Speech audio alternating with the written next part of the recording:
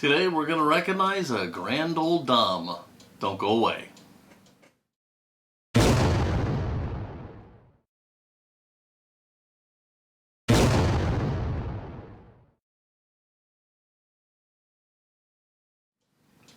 Hey everybody, it's Paul from Fat Guy Productions, coming to you as always from beautiful Las Vegas, Nevada. And yes indeed, we're going to be paying homage to a beautiful lady, something from our past. Oh, I hate all of that.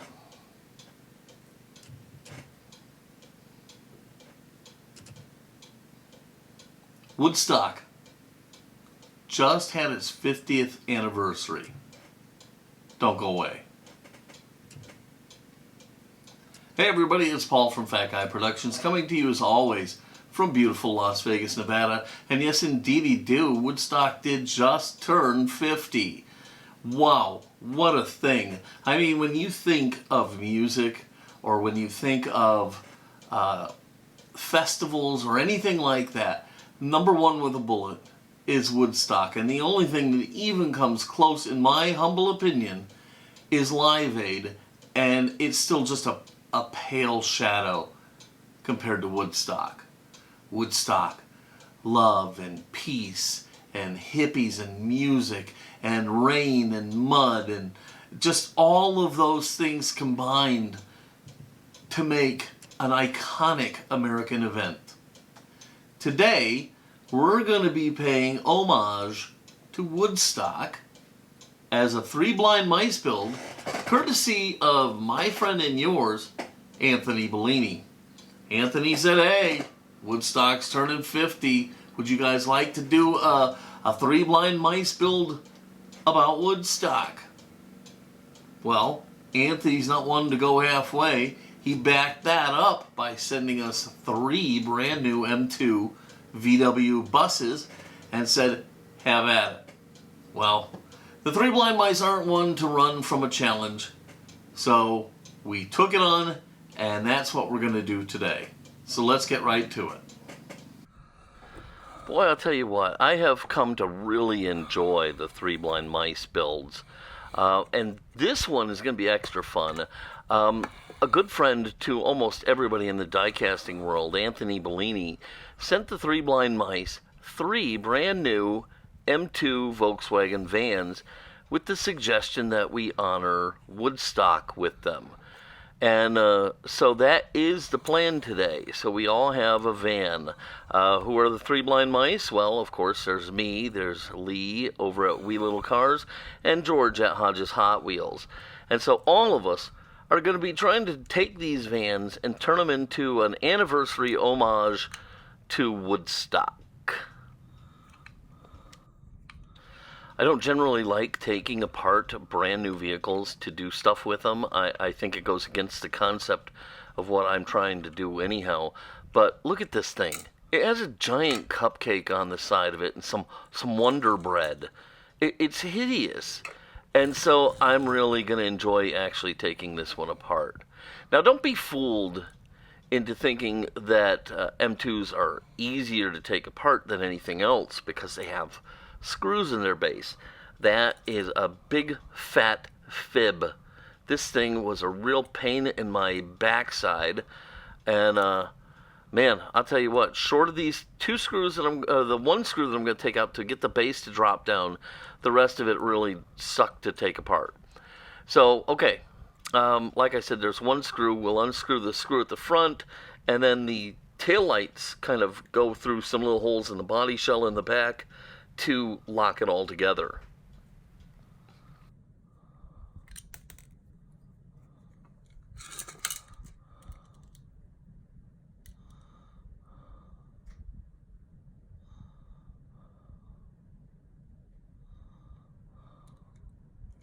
While taking this apart, I do get a chance to kind of enjoy some of the high detail that M2 puts into these vehicles. It's pretty impressive, actually.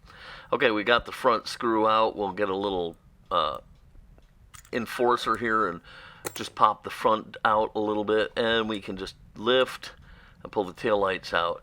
And there you can see the little motor door, and look at the detail in the motor that's in the back here. It's pretty amazing. So Very cool. Good job, M2. Good job. Okay, so we've got the base out, and now we can see the bottom of the interior section. We got the bumpers, we've got the little engine compartment flap door there. So we just need to get the rest of this apart. The interior actually comes out pretty easy. It just lifts right out. The only issue is I've got big ham fingers and it's hard for me to get a hold on it. So I need something to kind of hook it with. But that's really more about my anatomy than anything else. So, you know, you see, once I got it lifted up a little bit, I was able to get it out, just lift it right out. And then also now I can go ahead and that little engine compartment door, it's not held in there by anything except the interior. So just by maneuvering it a little bit, I can just pop it right out of there and put it off to the side. Right about here is where I'm learning the painful lesson that just about everything else is held in with either some kind of a glue, or they've kind of melted down the posts of these parts, or something. I'm not sure exactly what.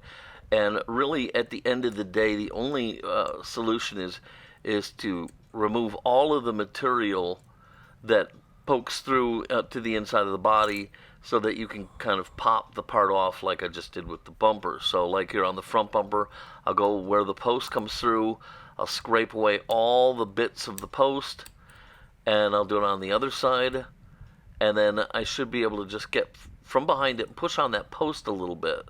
Sometimes it takes a couple going overs, you know, sometimes you can't see what you're doing really well, but you know, you want to be really careful here, because this is a little tiny piece, and the last thing on earth you want to do is break it. So there, we finally got it to pop off. The dashboard was held in that way, both bumpers were held in that way, and worse still are these headlights. These headlights are just awful. You know, even after you scrape the little post part away, they don't want to come out.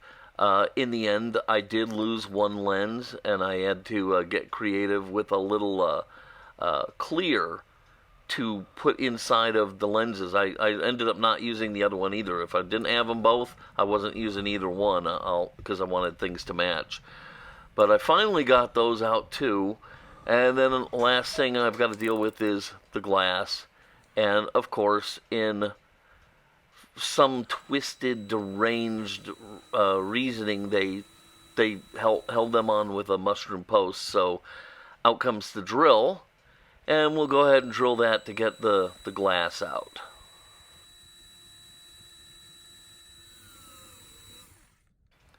Now the trick with the glass is to drill far enough to get the windshield out without putting a hole through the roof of your car.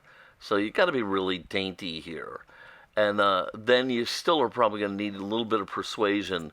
Just be careful that you don't break your windshield. That would really set you back. Okay, I'm frustrated with this car. It's got the ugly cupcakes on the side, so I want to watch it melt off.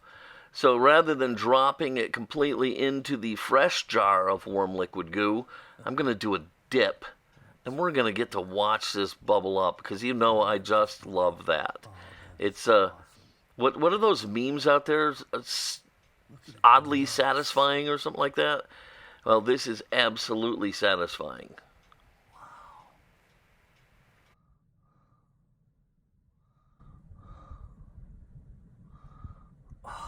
Alright, enough of that nonsense. Into the vat you go. Goodbye. Let's not forget our trusty little door. There we go. Into the warm liquid goo.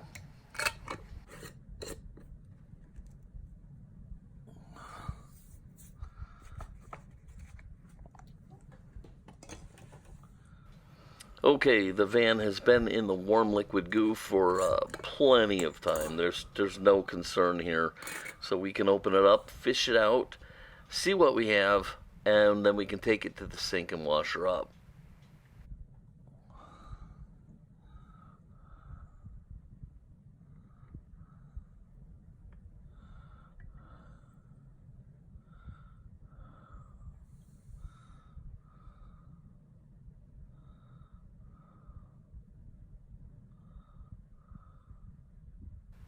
Look at that.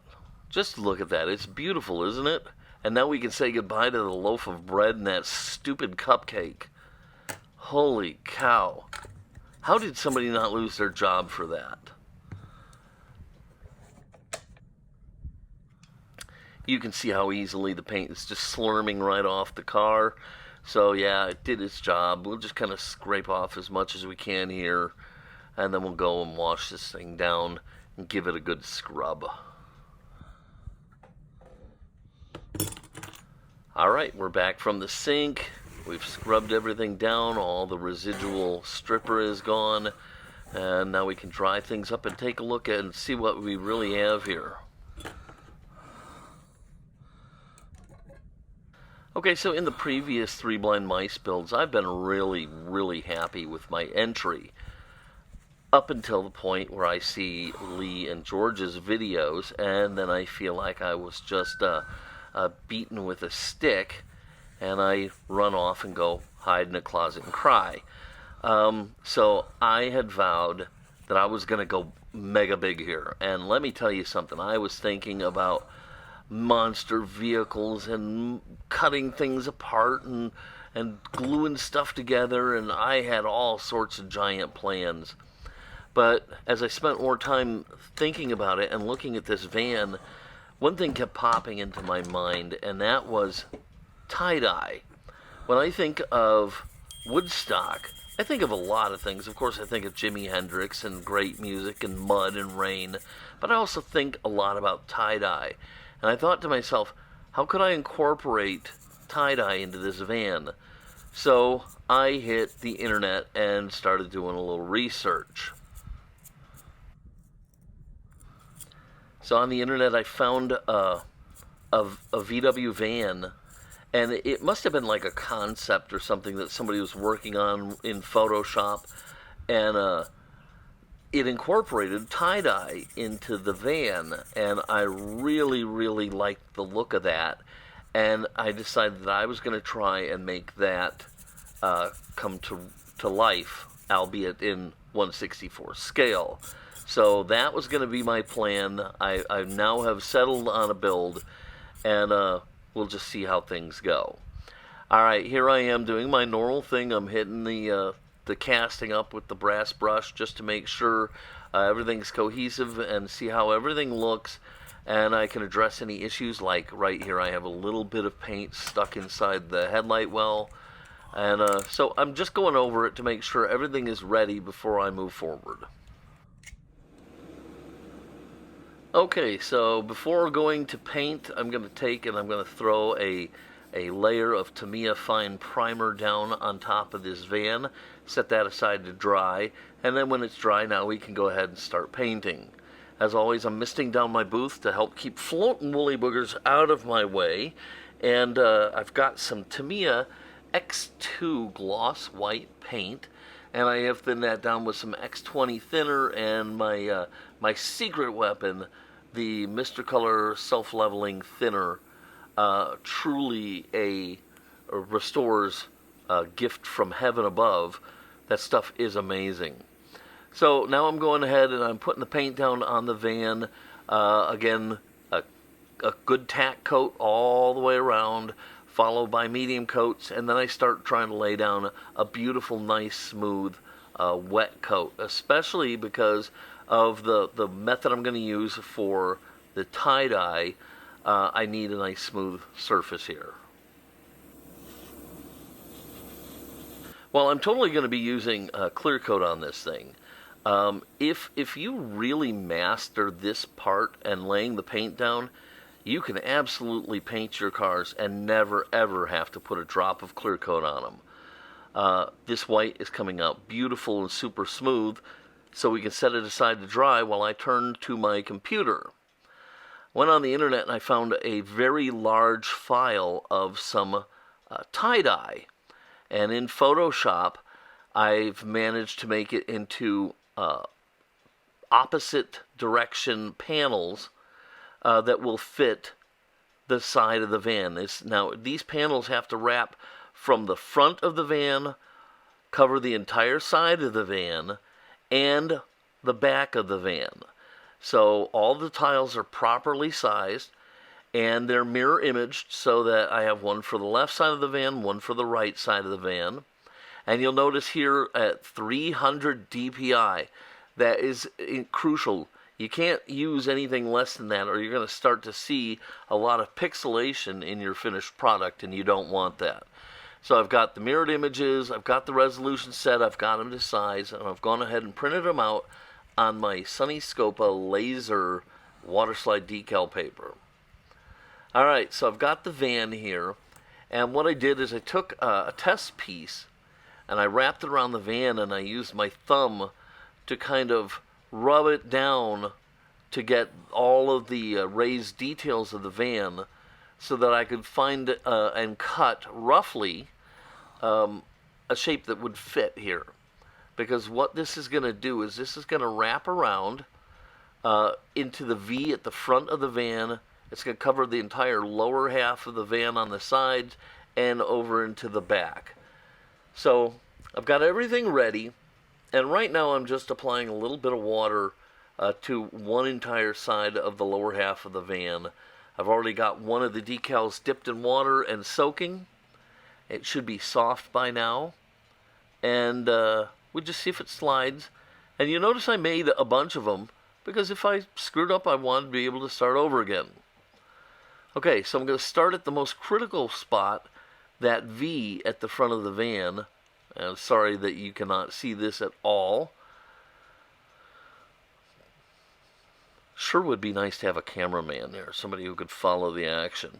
Anyhow, so I started at the V at the front of the van, and I laid the decal down gently, following the nice trim line at the midpoint of the van. And I followed it all the way around, all the way to the halfway of the back of the van. Alright, now all I'm doing is I'm just tweaking it. I want it tucked up nice and neat against the trim line. Alright, so I'm just making little adjustments. Keep everything wet if you have to. Just little tiny adjustments. A bigger decal like this is actually a little easier to work with.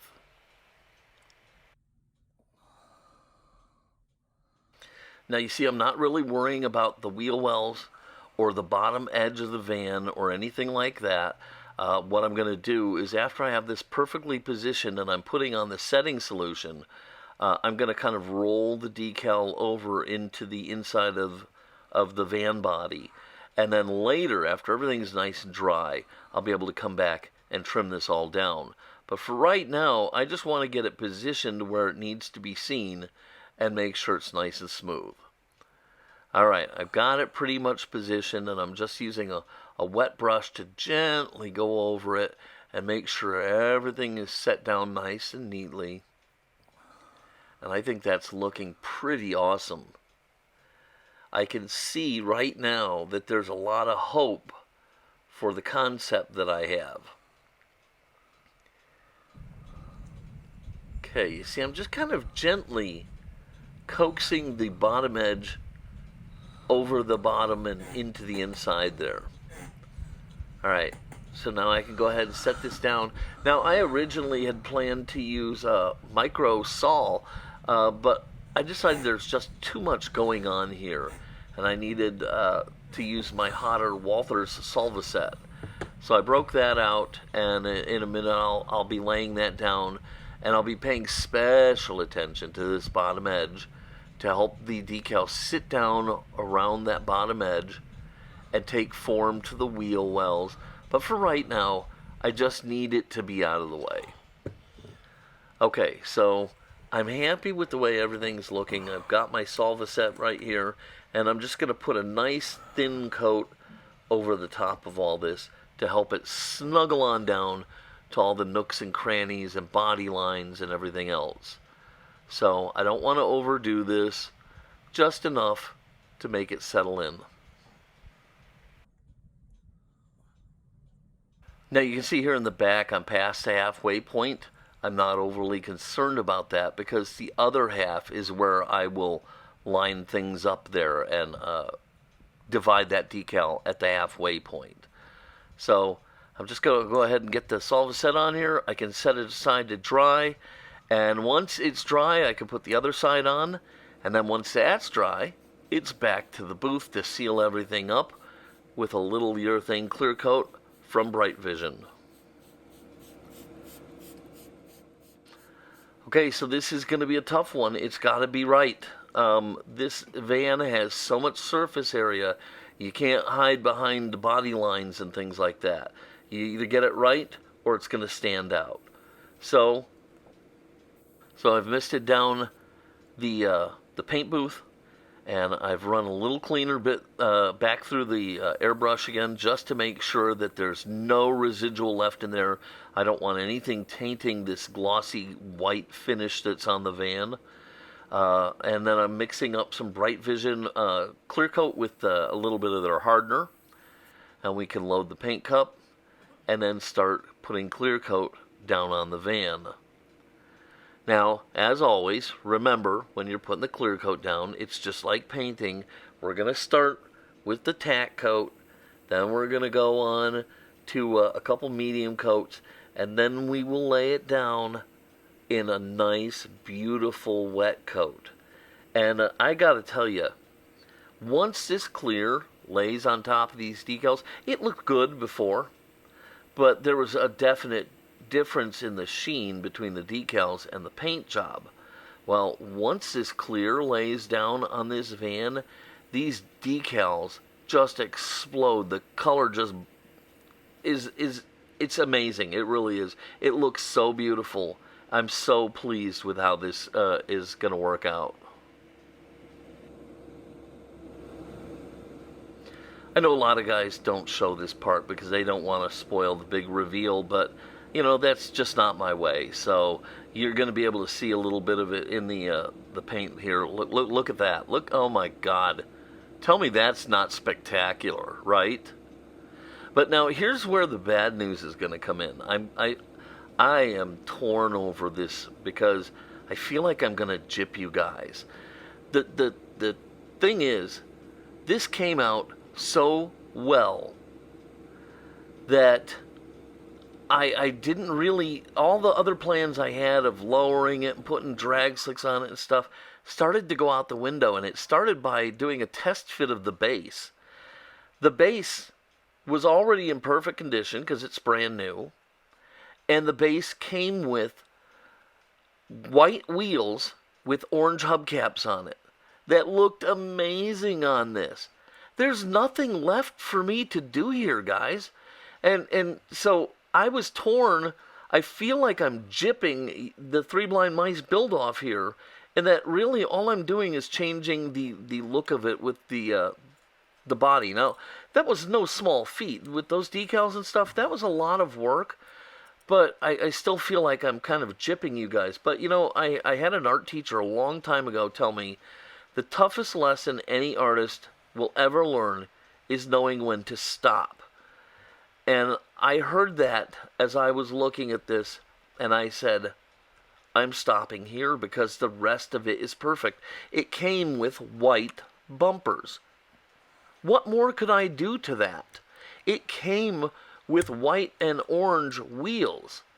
What more could I do to that? All I was going to do was screw things up. So I decided that it was time to quit, and that this was going to be my build. And if it feels like a cheat, I apologize, but sometimes you have to listen to what the car is telling you.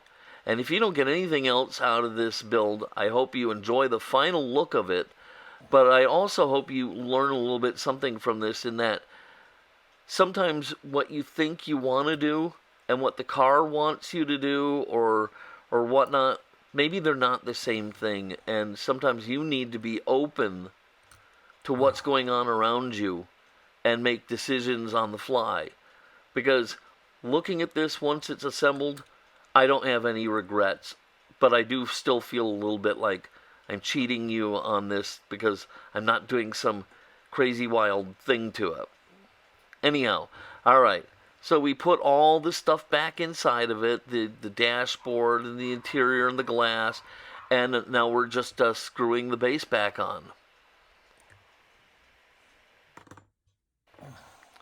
I sometimes I hate to handle the cars at this point, but sometimes it's just too hard for me to work with the gloves on. Um, so I'm at a point now where I can put it back on again, um, and I'll just give it a quick wipe down, and then it's just a matter of putting on the exterior pieces. Look at that! You can see the wheels, how good they go with this paint job. How could I turn my back on that? Okay, so anyhow, we're gonna just clean this up a little bit, and then we can go ahead and focus our attention on putting the bumpers and the headlights back in.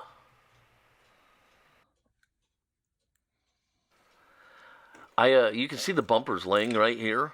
It's because I had them out. I was about ready to put them back on. That's because I had forgotten that I had planned to chrome the trim that goes around, and it's right where the dividing line is between the tie-dye and the white. And so I felt it was really important. So fortunately, I caught it at the last second and realized I hadn't done that. So I put those to the side there, and I'm pumping out a little Molotow into one of my paint trays, a la the tip of the month. And for this, I don't want a lot of flexibility as I'm applying the chrome, so I'm going to be using a toothpick.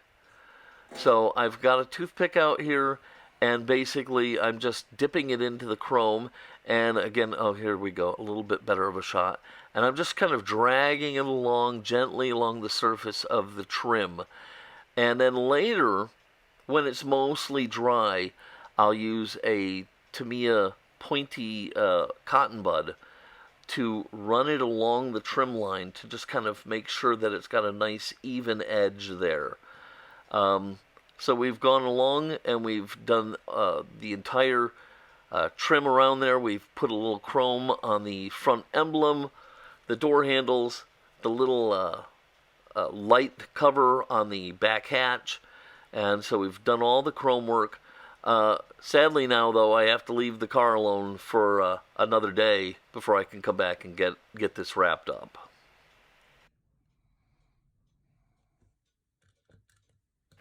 I'm not a giant fan of gluing things back to the body, but really, there's just no other way to put these bumpers and headlights back on.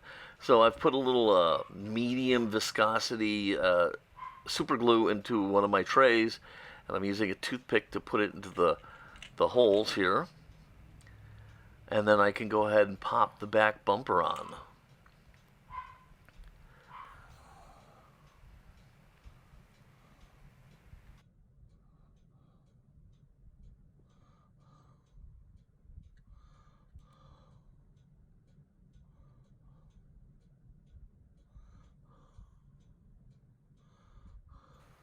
Once it's back in place, I want to just check its alignment and make sure it's level. And now, of course, there were not a bunch of hippies driving to Woodstock in a van that looked anything like this. But in my estimation, we're celebrating the anniversary of Woodstock, not celebrating Woodstock itself. And in the anniversary world, this is probably more of the kind of van you're going to see. Okay, with a little super glue on a toothpick, I'm just putting a little dab in the headlight wells, and then I'm putting the bezels back in. As I told you, I did lose one of the headlights. They were so small, I don't know how I did it, but I did. And so I'll come back after everything is nice and dry, and I'm just going to put a drop of clear into each headlight bezel, and it will solid up and be a nice clear lens for me, and it will give me a match set on each side rather than having one weird plastic one on one side and a substitute on another. Alright, with that, we are just about done, so here she is. I hope you love her.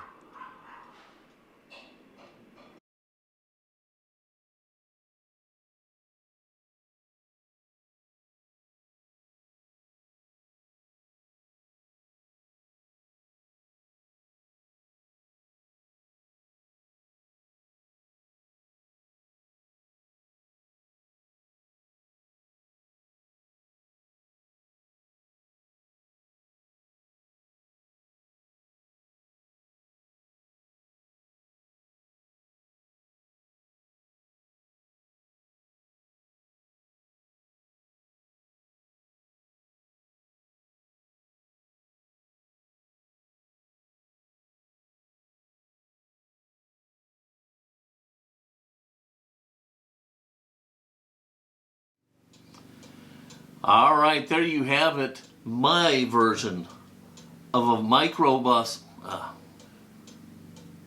All right, there you have it. My version of a VW bus, all ready for a visit to Woodstock 50 years later. Certainly no hippie would have had this. They would have had the old rust buckets.